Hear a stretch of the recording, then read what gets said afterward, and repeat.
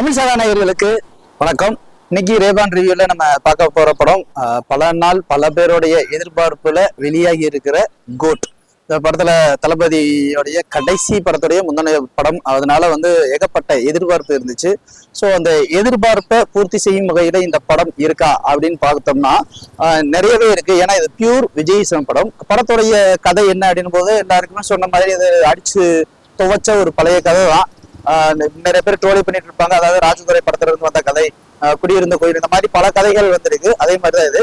So இந்த கதைப்படி என்னன்னா, first ஒரு பெரிய மேஜர் ஆப்ரேஷன், ஸ்வாட் ஆப்ரேஷன்ஸ்ல விஜய், அதே மாதிரி பிரபுதேவா, அஜ்மல், பிரசாந்த், இவங்க 4 பேருமே ஒரு முக்கியமான ஒரு மெட்டீரியல் எடுக்கிறதுக்காக போறாங்க.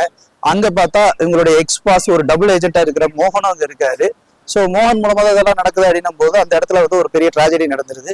நடந்ததுக்கு அப்புறம் இவங்க ஜாலியா வழக்கம் போல வெங்கட் பிரபு படத்துக்கு உண்டான அந்த ஒரு பார் சீனு, ஜாலியா ஒரு ஃபேமிலி ட்ராமாவா போயிட்டு இருக்கு. ஸோ இந்த இடத்துல வேற ஒரு ஆப்ரேஷனுக்காக தாய்லாந்துக்கு ஃபேமிலியோட ஒரு ட்ரிப்பு போறாரு. அதாவது ஆப்ரேஷன் போய் சொல்லிட்டு அங்க போறாரு. அங்க போனா திடீர்னு அவர் பையன் காணாம போயிடுறாரு. அப்புறம் பையன் காணாம போனதுக்கு அப்புறம் இறந்துடுறாரு.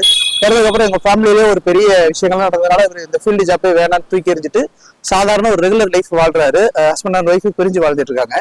இந்த நேரத்துல அவர் வாழ்ந்துட்டு இருக்க இடத்துல ஒரு ரஷ்யன் எம்பசில ஒரு இஷ்யூ வருவதனால இவர் திரும்ப ரஷ்யாவுக்கு போறாரு. அங்க போகும்போது அந்த சம்பவங்கள்லாம் வேற மாதிரி நடக்குது. இதுக்கப்புறம் என்ன நடக்குது அப்படின்னு தான் இந்த கோட் படத்துடைய ஒட்டுமொத்த கதைமேவும். கதைப்படி இந்த படத்துல ஏகப்பட்ட கேஸ்டிங், விஜய், ஸ்னேகா, லைலா, பிரேம்ஜி, அதே மாதிரி பிரபு டீமுக்கு உண்டான மற்ற எல்லாரும், வைபவ், அப்புறம் எல்லாருமே இருக்காங்க. இந்த பக்கம் பிரசாந்த், பிரபுதேவா, அஜ்மல் எல்லாருமே இருக்காங்க. ஸோ இவங்க எல்லாருமே இருக்காங்க அப்படின்னும் போது ஈக்குவல் ஸ்பேஸ் கொடுத்தாலும், அதே சமயம் அந்த கேரக்டர் எங்கேயுமே அடி வாங்கிடவும் கூடாது. அப்படிங்கிறனால கதை விஜயை சுத்தியே தான் நடந்துகிட்டே இருக்கு.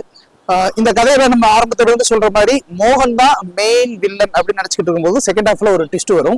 மோகனுக்கு மேல இன்னொரு வில்லன் இருக்காரு. அந்த வில்லன் என்ன அப்படின்றது இப்ப ஆல்மோஸ்ட் எல்லாருக்குமே தெரிஞ்சிருக்கும்.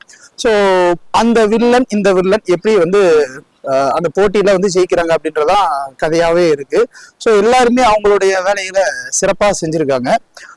இந்த படம் பெருசா ப்ரமோஷன்ஸ் இல்லாம வந்த படம். பொதுவாகவே விஜயோட படங்களுக்கு பயங்கர ப்ரமோஷன்ஸ் இருக்கும். அதே மாதிரி ஒரு பெரிய ஹைப் கிரியேட் ஆகும். ஆனா இந்த படத்துல படக்குழுவினரே ஹைப் எதுவும் கொடுக்க கூடாதுன்னு நினைச்சாங்க. ஈவன் பீஸ்ட் படத்து கூட அட்லீஸ்ட் ஒரு தனியார் தொலைக்காட்சியில விஜய் ஒரு சின்ன இன்டர்வியூவாவது எடுத்தாங்க. இதுல அதுவுமே கிடையாது. விஜய் ஒரு சின்ன டாக் கூட இந்த படத்தை பத்தி பேசவே இல்லை. ஸோ இதை தாண்டி தான் இந்த படம் ரிலீஸ் ஆயிருக்கு. இந்த படத்துடைய இசையமைப்பாளர் யுவன் சங்கர் ராஜா. யுவன் சங்கர் ராஜாவுடைய சாங் ரிலீஸ் ஆகும்போது நிறைய இடங்கள்ல அது ட்ரோல் பண்ணப்பட்டுச்சு. சாங் சரியில்லை, அது சரியில்லை, இது சரியில்லை. பட் இந்த படத்தோட பார்க்கும்போது அது ரொம்பவே நல்லாவே இருந்துச்சு. இன்னும் சொல்ல போனா பிஜிஎம் ஸ்கோர் யுவன் சங்கர் ராஜாவை அடிச்சுக்கவே முடியாது அப்படிங்கிற மாதிரி தான் இருந்துச்சு. அதுலயும் ஃபர்ஸ்ட் ஆஃப் பாத்தீங்கன்னா இது யுவன் சங்கர் ராஜா மியூசிக்கா இளையராஜா மியூசிக்கா அப்படின்னு கன்ஃபியூஷன் வரும். காரணம் என்ன அப்படின்னா, அந்த அளவுக்கு நிறைய இடங்கள்ல ராஜா சார் சாங்கை தான் யூஸ் பண்ணியிருப்பாரு. பொதுவாகவே வேற யாராவது ராஜா சாரோட மியூசிக் யூஸ் பண்ணிட்டாங்கன்னா ரைட்ஸ் கேட்பாங்க. இது பெத்த பையனே யூஸ் பண்ணதுனால என்னவோ தெரியல, பெத்த பையன், தம்பி பையன் டைரக்டரு, இன்னொரு தம்பி பையன் ஆக்டரு, இந்த மாதிரி பல டைமென்ஷன்ல இருக்கிறதுனால பெருசா கேட்டிருக்க மாட்டாரு போல. அதனால தாராளமாவே யூஸ் பண்ணிருக்காங்க.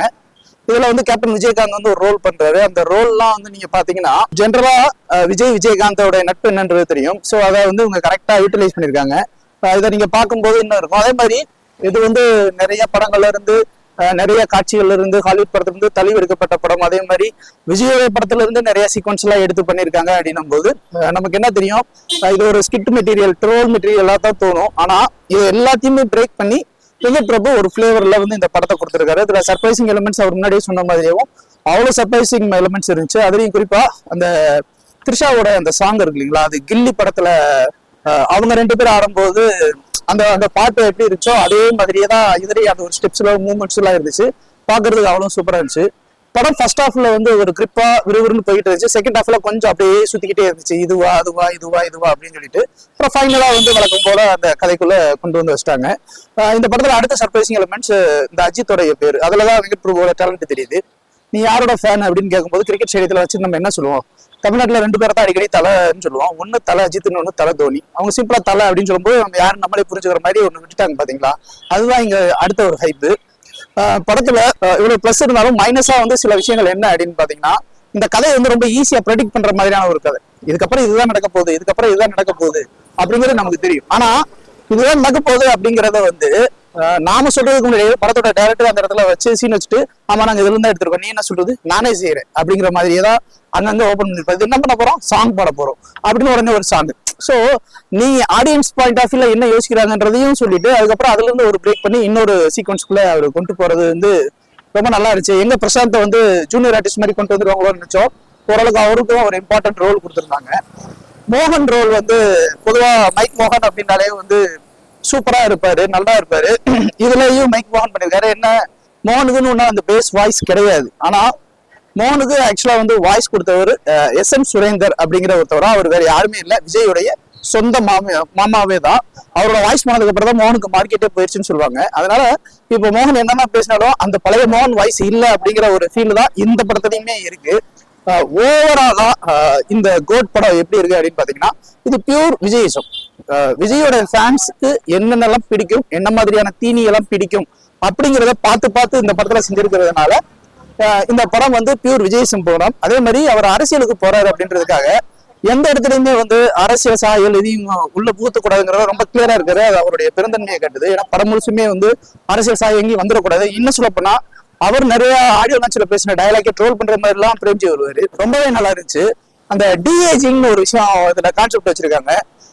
முன்னாடி வரும்போது அந்த டிஏஜிங் ரொம்ப கேவலமா இருக்கு அப்படின்லாம் நிறைய ட்ரோல் வந்துச்சு. பட் இதுல வரும்போது அந்த டிஏஜிங்க கொஞ்சம் திரும்ப ரீஒர்க் பண்ணி செம்மையா வச்சிருக்காங்க. ஆக மொத்தத்துல கோட் படம் வந்து ஃபேமிலியோட பார்க்கக்கூடிய ஒரு நல்ல படம். இதுல வந்து வேற எந்த எக்ஸ்பெக்டேஷன்ஸ் இருக்கக்கூடாது. மூலையை கழட்டி ஒரு மூலையில வச்சுட்டு வந்து நீங்க ஃப்ரீயா வந்து விஜய் படம் அப்படின்னும் போது மாசு கிளாஸ் அதே மாதிரி டான்ஸ் ஃபைட்டு அந்த மாதிரி பாத்தீங்கன்னா இது ஒரு சூப்பர் படம்னு சொல்லலாம்.